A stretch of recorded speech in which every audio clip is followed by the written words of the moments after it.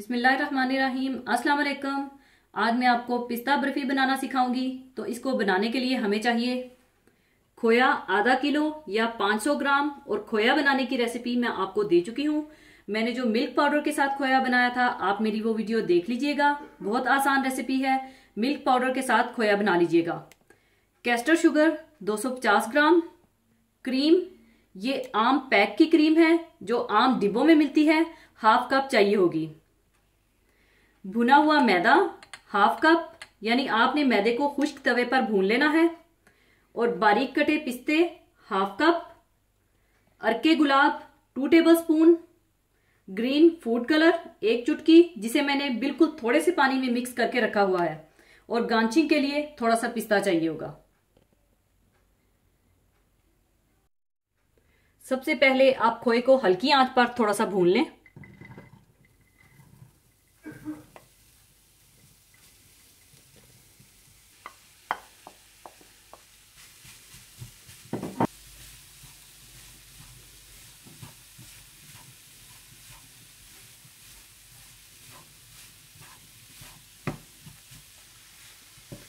तीन से 4 मिनट हल्की आंच पर भूनने के बाद आप इसमें भुना हुआ मैदा डाल दें और अच्छी तरह से मिला लें।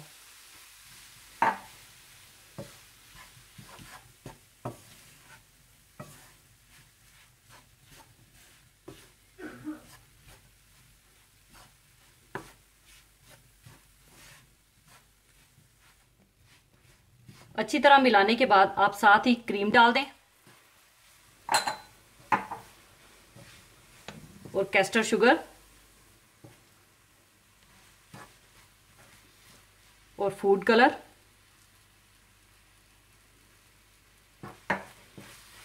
और अच्छी तरह से मिला लें।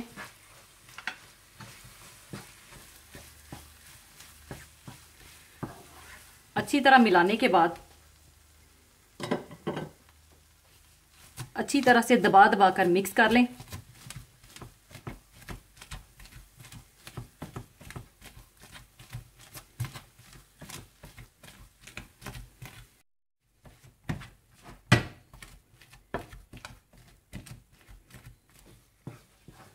अच्छी तरह मिलाने के बाद आप इसमें पिस्ता और रोज वाटर भी डाल दें।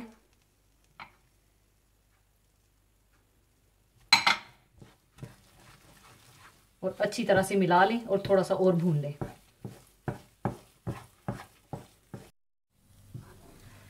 तीन से 4 मिनट पकाने के बाद आप कोई बर्तन ले लें और उसे ग्रीस कर लें और ये बर्फी इसमें डालकर आप फैला लें।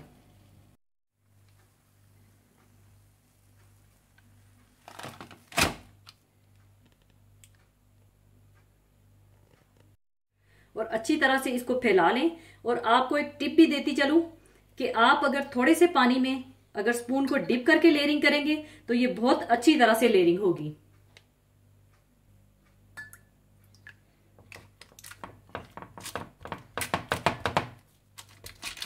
इस तरह से आप फैला लें।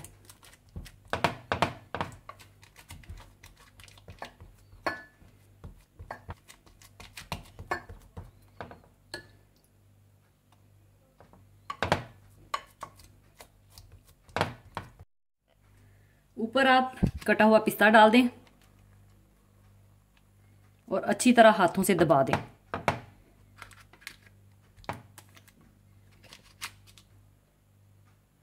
अब आप इसे फ्रिज में रखकर ठंडा कर लें।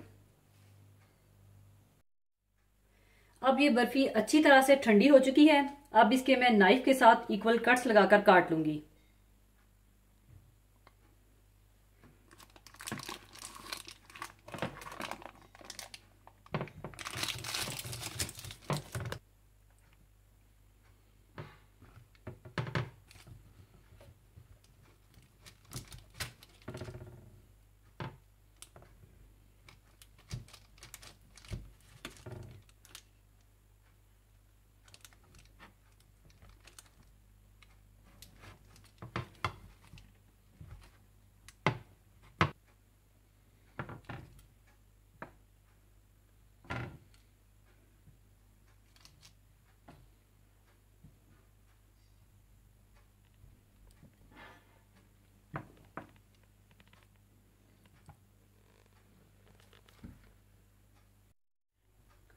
लीजिए, पिस्ता बर्फी तैयार है। इसमें अगर आप कोई दूसरा फ्लेवर देना चाहते हैं तो दे सकते हैं, यानी अगर नारियल बर्फी बनाना चाहते हैं तो पिस्ते की जगह नारियल डाल लीजिएगा, या बादाम या काजू डालना चाहते हैं तो वो डाल लीजिएगा। और अगर आप चाहें तो बर्फी को गुलाबी रंग दे लें या बिल्कुल सफेद रख लें, जैसा आप चाहें वैसा आप कर सकते हैं। या आप इसे 2 रंगों में भी बना सकते हैं। जब आप खोए को भूनकर बर्फी तैयार कर लेंगे तो आप मिक्सचर को हाफ ऑफ कर लें और 2 कलर अलग अलग डाल लें, तो ये आपकी डबल लेयर बर्फी तैयार हो जाएगी। जरूर बनाइएगा और दुआओं में याद रखिएगा। और जाने से पहले एक हदीसे पाक शेयर करती जाऊं। हदीसे पाक इस तरह से है, हजरत माविया रजी अल्लाह ताला अन्हु से रवायत है कि मैंने रसूलुल्लाह सल्लल्लाहु अलैहि वसल्लम को फरमाते हुए सुना है कि क़यामत के रोज सब लोगों से ज्यादा ऊंची गर्दन वाले यानी सरबुलंद मुअज्जन यानी अजान देने वाले होंगे। यानी इसका मतलब इस तरह से है, वो तमाम चीजें जो इस्लाम और मुसलमानों की अलामत समझी जाती हैं, इनको शायर इस्लाम कहा जाता है।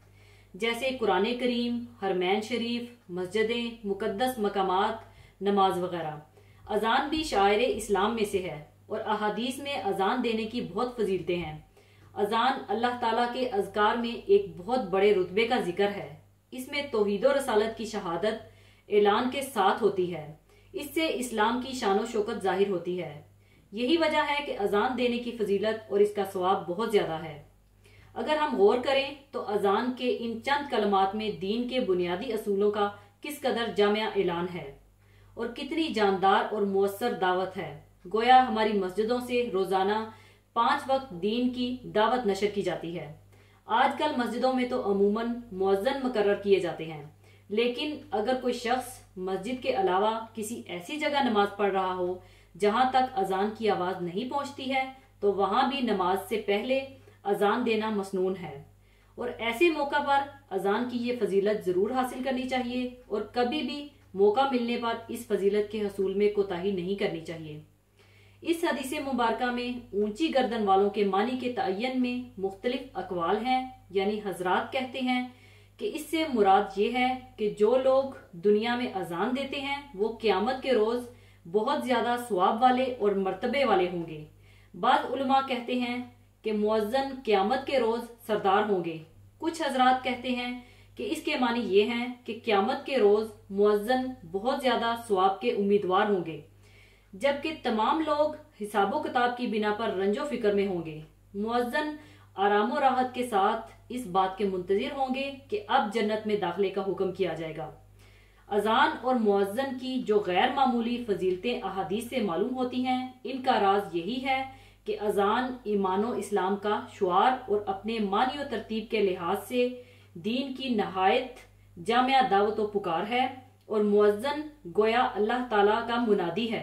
अगर आज हम मुसलमान इतना ही कर लें कि अपने हर बच्चे को अजान याद करा दें और किसी कदर तफसील के साथ इसका मतलब समझा दें, तो इंशाअल्लाह ताला वो कभी किसी गैर इस्लामी दावत का शिकार ना होंगे। अफसोस आज हम मुसलमानों ने इस हकीकत को बिल्कुल भुला दिया है और अजान देना एक हकीर पेशा बन गया है। अल्लाह ताला हमारे इस अजीम तरीन इज्तिमाई गुनाह को मुआफ फरमाए और तौबा इस्लाह की तौफीक अता फरमाए। आमीन। इसी के साथ मैं आपसे इजाजत चाहूंगी। अपना बहुत ख्याल रखिएगा। अल्लाह हाफिज।